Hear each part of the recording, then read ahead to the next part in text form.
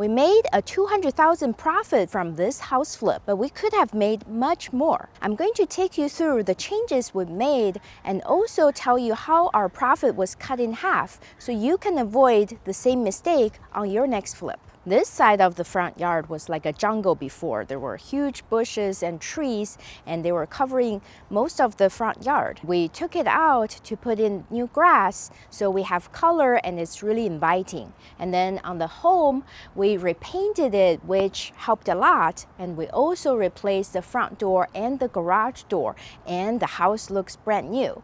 On the other side, there was a huge mess too. There was a lot of planters and pots, and we removed them and replaced with sod, and now we have a really refreshed look. Welcome inside. You may have noticed that I use a very bright color on the front door, and I don't usually do that, but an Eckler style home calls for a pop of color on the front door. The look and feel of the entryway is very different. Before you come in the door and you hit a wall immediately and also see a narrow doorway on the other side. We pushed this wall back a lot by reducing a closet, and now it feels a lot more welcoming. And then the ceilings had wood paneling before, and it felt very cheap and rough. So we sheetrocked it, and it also allowed us to put in a lot of recessed lights to brighten this space up. This side we have all the bedrooms and bathrooms, and the other side we have the kitchen and living room. And let's start from the kitchen side. The kitchen layout was quite tricky.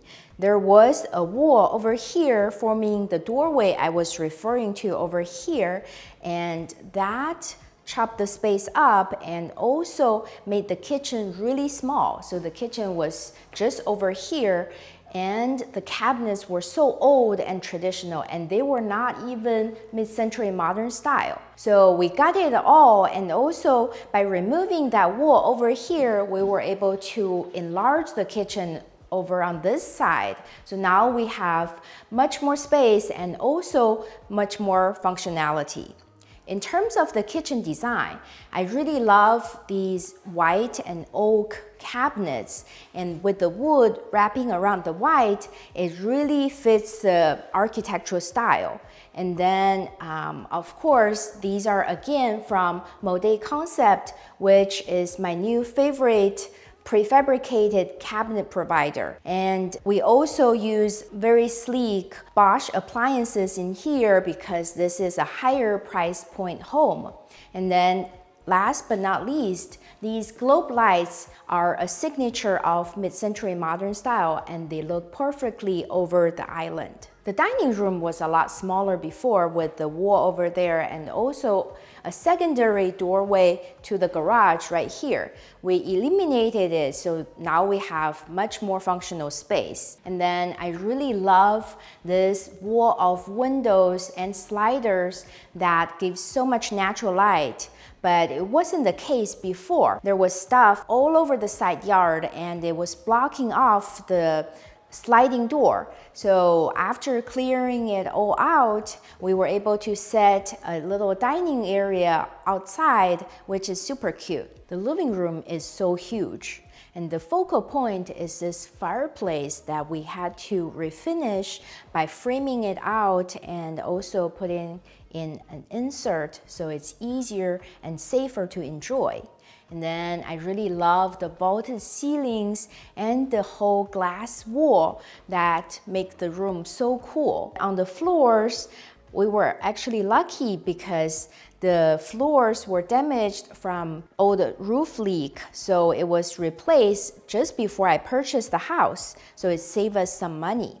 And over here on this side, there was an opening over here that was from the doorway that we borrowed to enlarge the kitchen, so we don't need it anymore. And by blocking it off, we were actually able to create this separate seating area. This floor plan is perfect for anyone who don't like an entire open floor plan. And now we have this living area separate from the kitchen and dining, so it's very cool to have two spaces. This first bedroom had some exposed ceiling joists before, and we put in new recess lights, new window, and new closet door, so now it feels very refreshed. In the second bedroom, we also sheetrocked the ceiling to put recess lights in, replace the window, the closet door, and it's on the smaller side, but it's perfect for a kid's bedroom. This third bedroom was in pretty rough condition. There was some really ugly shelves on the walls, and the sheetrock was cut up over there, and there was a window AC plugged into the wall outlet. So we completely transformed it with new lights, new window, new paint, and now it looks really pretty. This guest bathroom was a fun one. There were probably 4 different types of tiles and none of them matched each other. So we got it all and put in a very neutral tile on the shower walls and also the floors because it's a small bathroom and we don't want it too busy. And we also used this small vanity with slat panel on the side. I thought it was really pretty. And then the globe vanity light gives a nod to the Eckler style. The primary bedroom was so hideous before. There was very traditional closet doors. Inside the closet, there were even wallpaper. There was also an old school fluorescent light, and then the slider was completely blocked off by the stuff outside. So we cleared it all up and put in new sheetrock in the ceiling to fit a lot of recess lights, and also repainted the interior, so now it feels a lot more serene. My one regret on this house flip was this primary bathroom because it's quite tiny, but we still made a good effort to change the layout because the shower was originally on this side and then the toilet was in the corner over there. So the layout was very weird, and we put the shower in the back and the toilet in the middle between the vanities. So now it's a standard layout, even though we couldn't really enlarge the space, but we used the design to try to make up for it. We put in this 3D tiles all over the walls, inside the shower and even around the vanity, behind the vanity. So now it feels more of a design space and it feels like a nice modern touch. Now let's talk about the numbers. I purchased this house for $3 million and we put about $250,000 into the renovation.